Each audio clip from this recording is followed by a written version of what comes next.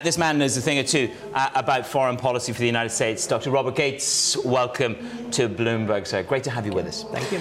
Let's start with the issue that Mr. Netanyahu has described as being putting the facts squarely on the table, which is Mr. Trump's decision to recognize Jerusalem as the capital. What's the rationale here? What is to be gained from doing this now? That's frankly what I have a difficult time understanding. It seems to me counterproductive to the administration's own objectives on at least two counts. First, they have devoted a lot of attention to trying to see if there is a way to bring progress in the Israeli-Palestinian peace process. Multiple previous presidents have tried this and failed. There was a sense this administration really thought it had a shot at making some real progress. If that were at all true, it seems to me that this announcement, especially since nothing practical will be done for several years apparently in terms of moving the embassy, that it makes it much tougher to try and get any kind of political progress between those two. But even if you totally discount the possibility of progress in the Israeli-Palestinian process, one of the things that President Trump has achieved is a significant improvement in our relationships with the Arab states, and particularly the Gulf states.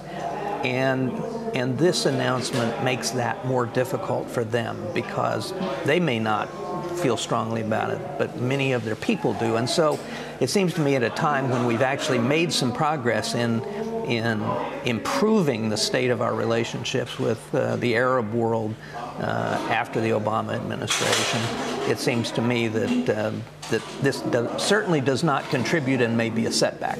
It may be a setback. I mean, if I look at the European response, Sigmar Gabriel says unilateral U.S. recognition of Jerusalem is a very dangerous development. In terms of escalation, you've worked under Bush, you've worked under Obama, you've seen escalation. How do you see this playing out? How could this escalate? I think that the real danger is that people in the street react very strongly, and that there is violence that comes out of protests and so on. I think that the governments probably will accommodate themselves to it, especially since we've said we're actually not going to do anything. And, you know, I mean, there is a certain truth to the reality. I mean, every time that I would go to Israel and visit with the Prime Minister, I would go to Jerusalem. That's where a lot of the government ministries are and so on. But I don't see how it fits into any forward-thinking strategy. Do you think, I mean, the British press have kept pushing this point that the U.S. can no longer be the good peace arbiter. There's nothing good can come from this. Would you agree with that the ability to be the arbiter of peace between Palestine and Israel is abdicated? No, I think that's going too far. I think it's made it harder. Let's talk about the region. You're here. We're at the Arab Strategy Forum. It's going to be a fascinating level of discussion. If I look at, you mentioned Saudi. We have the young Saudi leader, Mohammed bin Salman. Some people say to me he's been very assertive. Some people say he's being aggressive. I'm talking about Qatar. I'm talking about Lebanon. Raising the stakes of destabilizing the region. Is that overstating the foreign policy metrics of Saudi at the moment? I think you're seeing certainly a much more assertive Saudi Arabia than we have seen in a long time. I think that the Crown Prince is a man in a hurry, both in terms of Saudi Arabia's role in the region, but especially the reforms that he's trying to bring at home. I think we all worry a little bit. Maybe he's striking out on too many initiatives. I mean, going forward on too many initiatives. But certainly from Yemen to Lebanon, Qatar, you're seeing a much more assertive Saudi Arabia than in the past. How would you advise him, if he's a young man in a hurry, how would you advise him to deal with Iran? Because it's fundamentally the most divisive issue in the region. Well, I think that we've seen for a long time that this conflict between Shia Islam, led by Iran, and Sunni Islam, led by Saudi Arabia, first of all, that's not a new phenomenon. No. That's been going on for quite a while. I think you are seeing, as we've just been discussing, a more assertive Saudi Arabia in this. But the truth is, I think that in some small part, at least, it's a reaction to the fact that after the United States signed on to the nuclear deal, the United States wasn't very assertive toward Iran. The day that President Obama signed that nuclear agreement, he should have gone on television and said, we are not going to allow this to enable Iran in the slightest to continue their interference in the region. And I think frankly, some of the states out here have decided the time was to pick up the slack. Time to pick up the slack. You mentioned Iran, but various people have said, short of going to war with Iran, what else do they do? Are the risks of war in this region higher because of a potentate in a hurry?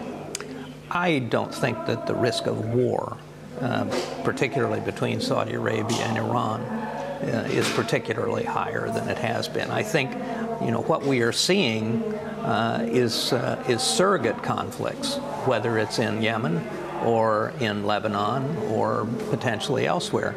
So I think that the risk of a direct confrontation, I personally don't think it's any higher than it has been.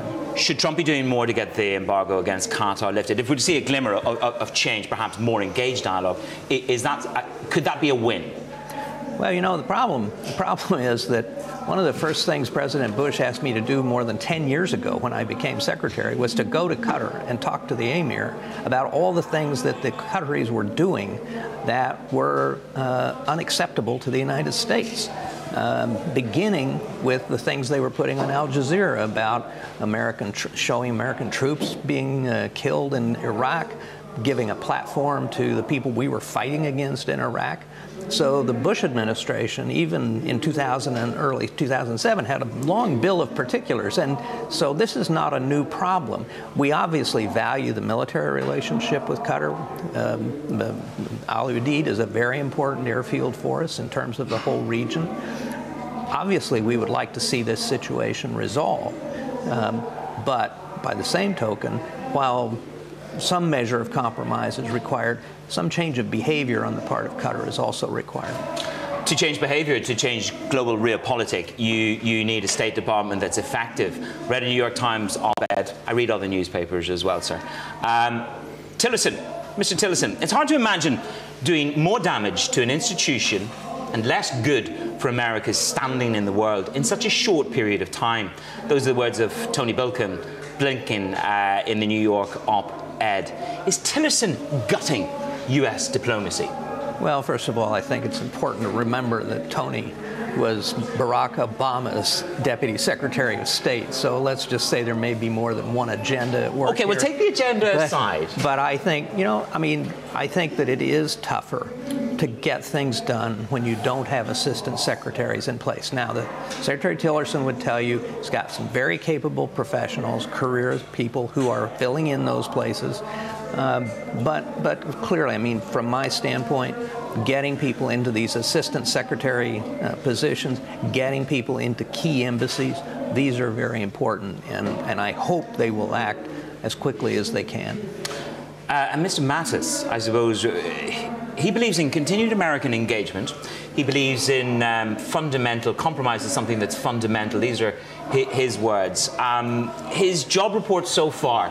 I know that you're a supporter, but what do you make of his innings so far? We're just over a year into the administration. Well, I think Secretary Manus is doing a terrific job. That will not come as a surprise. I'm shocked by that statement. Now let's get a little bit nitty-gritty. Just one Secretary of Defense to another, if you will. Excuse me. But also, Manus is somebody that I thought highly of, that I recommended for two senior commands, Joint Forces Command and Central Command. And I've always had a lot of respect for him. And as I've told people, if you're going to amend the law to allow a recently retired general to be the Secretary of Defense, and you're only going to do that once every 60 years, since George Marshall was the last time, Jim Mattis is the guy I would choose. I think he brings a lot of savvy, a lot of experience, a lot of historical knowledge, and just very good judgment to the president. To close, one final question, simple on a scale of 1 to 10, 1 being the least disruptive, 10 being the most disruptive. Just how disruptive has Donald Trump been to global foreign policy? I think, you know, it's hard to peg those kinds of things, but without giving it a numerical value, I'd say it's been fairly disruptive in terms of trade agreements, in terms of alliance relationships.